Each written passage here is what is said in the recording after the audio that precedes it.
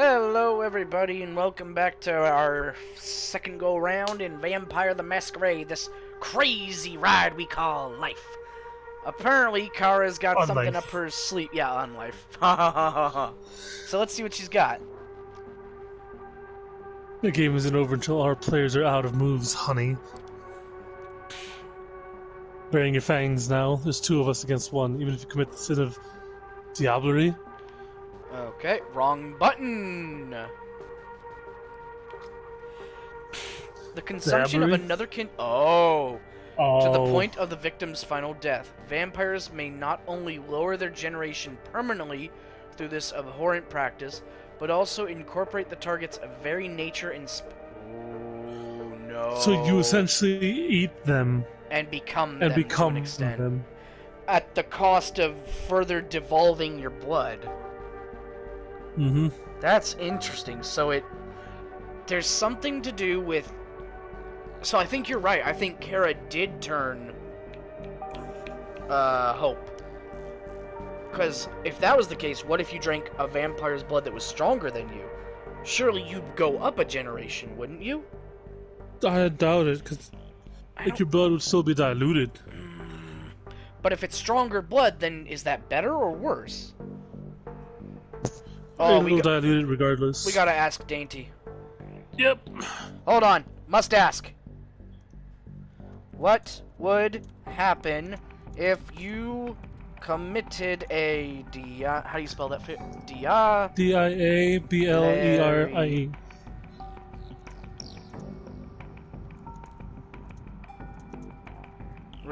Okay. What would you do if you committed a diablerie against a vampire that was a generation higher than you? Would you get stronger or weaker? I think it will just be weaker. Okay, I guess we'll find out when she messages us. When I say diluting the blood is still diluting the blood. But Last time something like this happened to me, I was ready to die. I think I'll take my chances. It's not like I haven't dreamed about feeling my fangs inside you for a long, long time. Gross. At me. So you want to give me this one victory? Prove once and for all that I was right? It was never about me, but all about the stupid garbage in my head?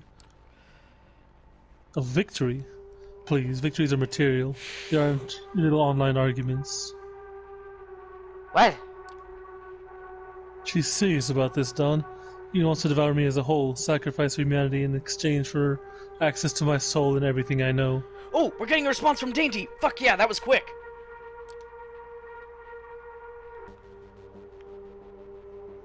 Okay, go ahead. Just say away, Dawn. You want money, data, domain privileges, a position at Double Spiral, anything you want, you can get it. If you just look the other way. Fuck no! Why would I ever trust you? Sucker Puncher. That worked so well for you the first time. Yeah, seriously. Don't listen to this shit. The moment the prince finds out, it's final death for... And Kara runs, her moves resembling a beast more than human, immediately closing the distance to Hope. Then she jumps at the milk cabin like a wild animal hunting her prey. Hope instinctively attempts to defend herself, but is immediately overwhelmed, laying on the ground. She looks like a deer in the headlights. Kara, on the other hand, looks like a bear ready to maul its victim. If you want to react, you need to do it now. I don't feel like calmly looking around will... No, that's pretty much doing what she said. Ignoring it. You push yourself to the limit and your powers take over. But our blood, we are going to need blood severely. You know she's dangerous, but so are you. You know you can endure her hits, but can she endure yours? As it turns out, yes. Your attempt to drag Kara away from Hope quickly turns into an exchange of wild, messy blows. The thing is, when she realizes you tapped into your superhuman powers, she responds by doing exactly the same thing. And since she's in beast mode, she's hitting faster and harder than you. This battle of attrition, you probably can't win. You back away, deciding to pick a different approach. I think we're gonna dominate her. Oh! We got a response from Dainty. Okay. Yep. You'd gain the benefits of their generation. Like, for example, our gangrel seneschal did so and became a master elder. So now he has the ability to get more elder powers, but it runs the risk of The person you're diablerizing just taking control. Interesting, it left that little juicy tidbit out. Interesting. You've decided to let your instincts take over. Before you know it, you're already at full sprint. You run up to Kara, grab her, and start pulling her away from Hope. However, you're dealing with a beast here. Choosing to trust your instincts, you underestimated hers. Before you realize what's happened, you find yourself smashed against the nearest wall. Confused and in pain, you check your torso. Some bones feel broken. You still got lucky and should be able to move around, but this will take some time to heal. Kara's already focused on attacking Hope again. Just rushing in blindly won't help. So I should have just looked around. There's no point just rushing in blindly. Kara's like a feral animal right now. You don't wrestle with those, you use tools to overwhelm them. You look at Hope's bag. Could any of other devices help? No way in hell. Think harder. You look at the bed, the pillows, the canopy, hooks hanging down from the ceiling. Bingo. You grab one of those hooks and yank the chain. It's long enough for your idea to work. You run up to Kara, who's about to maul Hope like a wild animal. Then you stab her with all your strength. The hook gets deep under her skin. Kara yells, but there's more surprise than pain in her voice. You quickly wrap the chain about her a few times, then you step back and start pulling with all your strength. Kara is taken by surprise, still not understanding what's going on. She loses her balance and gives her victim a chance to escape. Hope takes it. Still dazed, she takes a second to understand the situation. But when she does, she runs up to you and starts pulling the chain with you. Good Don't work. like that sound. You never handle her alone, but Hope displays surprising strength while pulling the chain. A minute later, she's hanging above the floor like a butcher's carcass. The end of the hook is stuck in her chest, and it's sinking deeper as she struggles. However, she's flailing so wildly, she might free herself before it puts her out of commission. I really don't like that gong. I think someone's about to die. Maybe. It's either her or us at this point. You use one hand to desperately search for something that can help you under the bed. Belts, handcuffs, a whip, a giant cattle prod. You have no time to act bemusedly. You put it to her head and turn it on. Oh, boy. Ooh. The device must be modified. The power current is so powerful, it causes scarring immediately. She's getting weaker and weaker.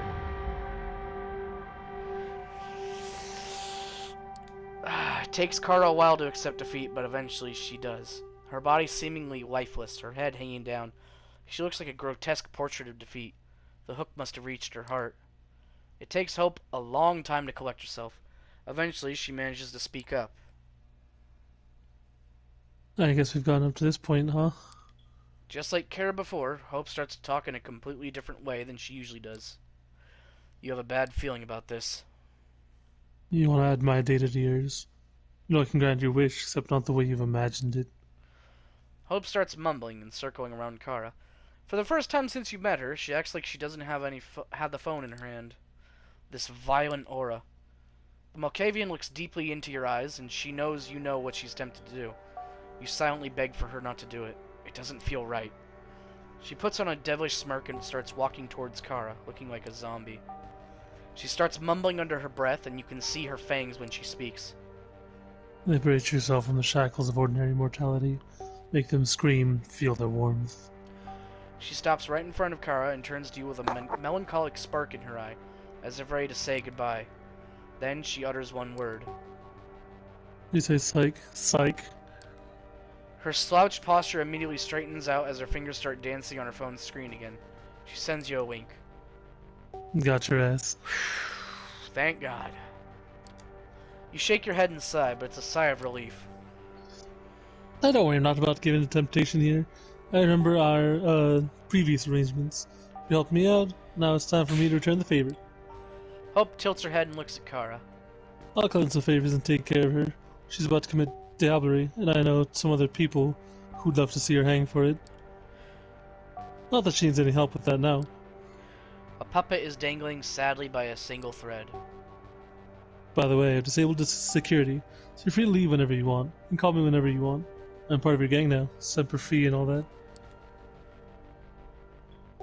I'll stay here and take care of some unfinished business, and hey, you've done a great job.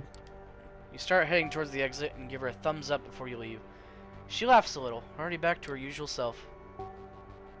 Alright, back at you. See you Hey, around. we got a trophy, extremely online gal. Alright, so we finished this. And See you around, Hope. Your coterie just became more unique than you ever thought it would be. So... I think we have, like, 4 nights left. The feeling of emptiness, the overwhelming famishment that takes hold of you cannot be denied or bargained with. The time when you could reason with your thirst is over. You don't remember how it happens exactly, but you find yourself in an alley, sucking the last drops of blood in the savage gash in a corpse's neck.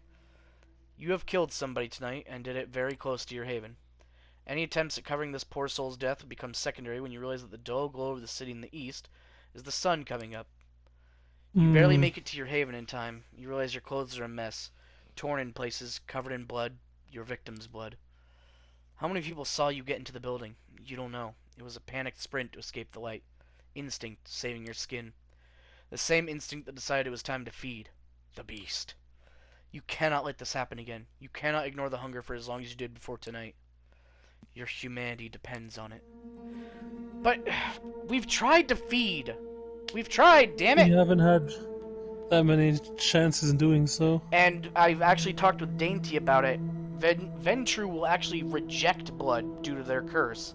It has to be of a specific quality of blood. So all the opportunities we've had have either not cut it or they've been too far and few between. Which is worrying. Should we try for Tamika again? See if we can get 3 for 3? Or should we go mess with these guys? I am kind of curious how his shit resolves, but I'm not sure if we have time to do one fully. I'd like to get Tamika's trophy, because we didn't get it last time. Yeah, why not? So you want to do Tamika? Yeah. Okay. Skippity dippity doopity-doo. Hey. Should we feed? But we don't need it right now. Should we though? Yeah, if you want to. I don't know. Again, we don't need it. We drained the guys dry, so. What did we do last time? We just did seek out the gang. No, we did walk around the park, right? Yeah.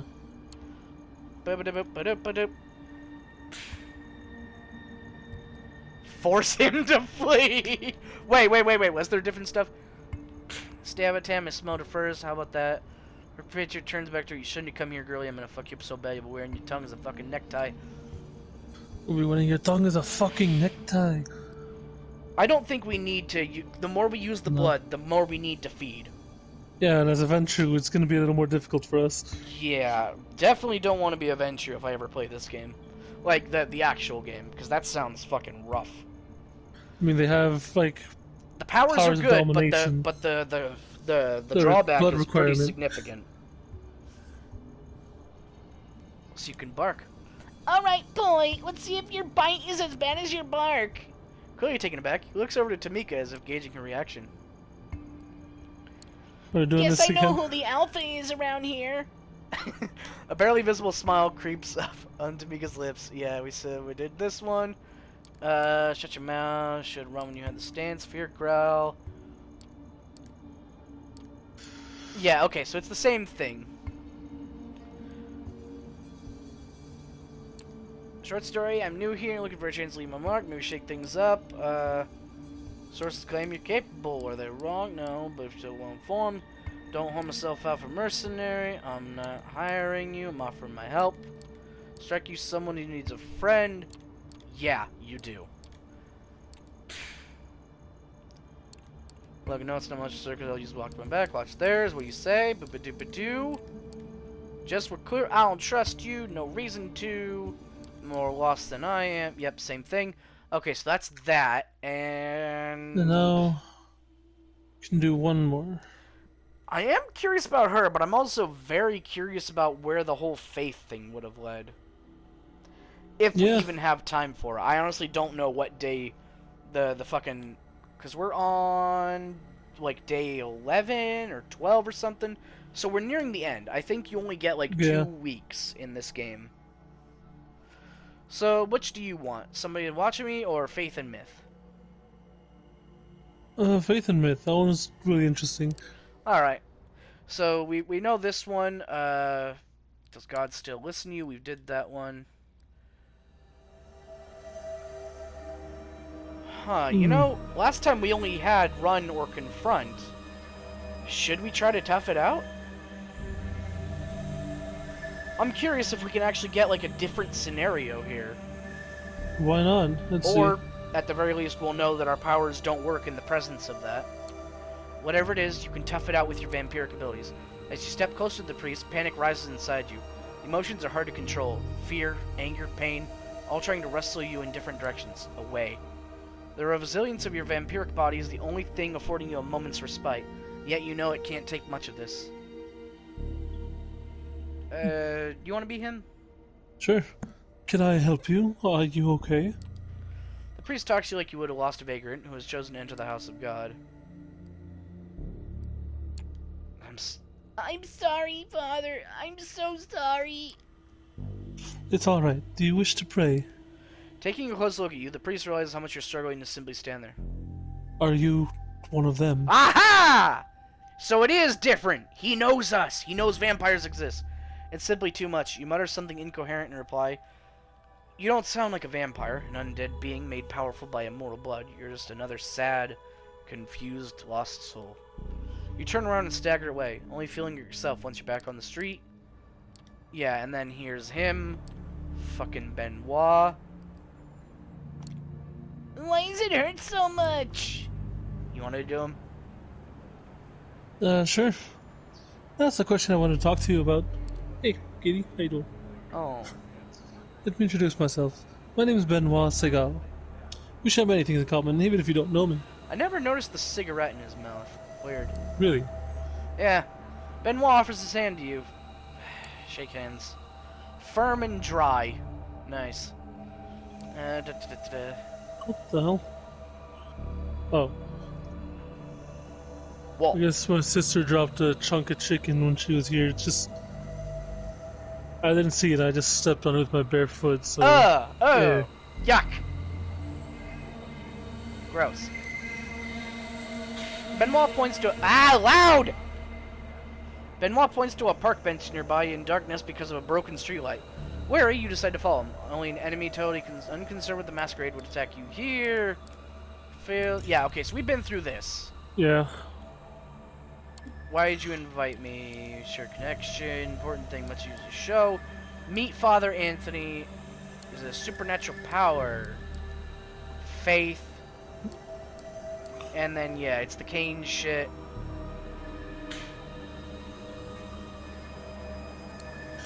I don't believe in the supernatural. You know, that's funny coming from a vampire. I don't believe in the supernatural. And we got bitch slapped by magic. Yeah, the scientific... I don't think you want scientific vampires. That's how you get Morbius. And we know how that movie went. I mean, the comic book Morbius, he's cool. That shit, he's a cool dude. But we've seen this. Perhaps you have questions. Perhaps we are divine, not damned. I don't know. That doesn't seem right. That. I know any of these stories are true. I don't. How could I know? That's what faith is. Yeah, belief in something you can't really prove. And then here's the whole shit about Cain, the Methuselahs. It's a lot to take in. All those myths, hard to know what to believe. I have to pray for guidance. Sure, let's try that. Before we talk anymore, I have to pray for... Jax, move. Jax, baby. Jax, down in front. Hey. Hey. Oh, you fucking dick. Okay, there we go. He moved. Before we talk anymore, I have to pray for guidance. I don't know what to think and I need help. Benoit nods patiently. Let's meet again in a few nights. Yep, same thing. Yeah, same thing. Easier to ignore his words without the reality of what you experienced. Father Anthony was holy. But what does it mean?